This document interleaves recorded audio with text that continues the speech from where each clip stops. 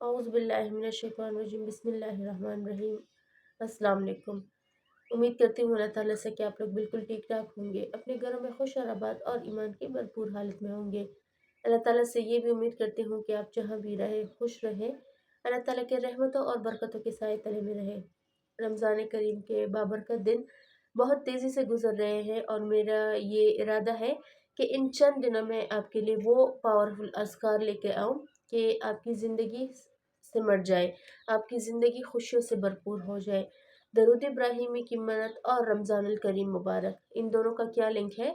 जैसा कि हमें पता है कि दरूद इब्राहिमी बहुत पावरफुल दुआ है, बहुत पावरफुल ज़िक्र है।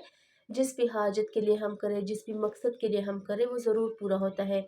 इसको हमने लिंक रमज़ान से इसलिए किया है क्योंकि रमज़ान में अगर एक दफ़ा हम ज़िक्र करेंगे तो वो 70 के मुकाबिल होगा।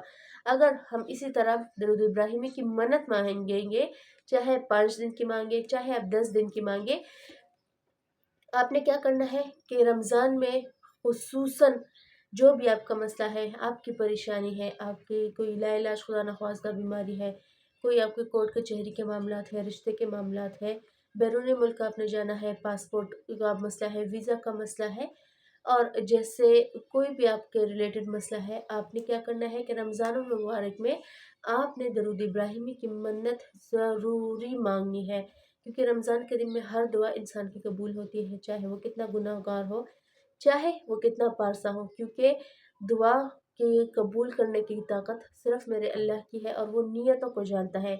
इसलिए हमें नीयत खालिस करके अल्लाह ताला से माफ़ी मांगनी चाहिए। पहले जो भी अस्कार आप शुरू करें, जो भी वजीफ़ा आप शुरू करें, सबसे पहले अपने गुनाहों की माफ़ी मांगा करें। उसके बाद जो भी ज़िक्र आप करेंगे, इंशाअल्लाह अज़ीज़ आपका ज़िक्र ज़रूर कबूल किया जाएगा। आपने क्या करना है, फॉर एग्ज़ाम्पल 5 दिनों की नियत की आपने 1000 पढ़ने की, या 5 दिनों की नियत की 500 पढ़ने की, 5 दिनों की नियत की 313 पढ़ने की। ये आदत आप अपने माइंड में रखें और आपने उन 5 दिनों में 313 मरतबा लाज़मन दुरूद इब्राहिमी को ख़त्म करना है।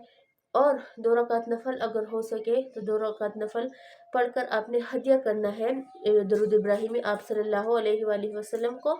उसके बाद अपने हाजत के लिए आपने दुआ करनी है और अल्लाह ताला के हुज़ूर गिड़गिड़ा कर आपने दुआ मांगनी है। आप किसी भी हालत में ये कर सकते हैं, किसी भी सिचुएशन में कर सकते हैं।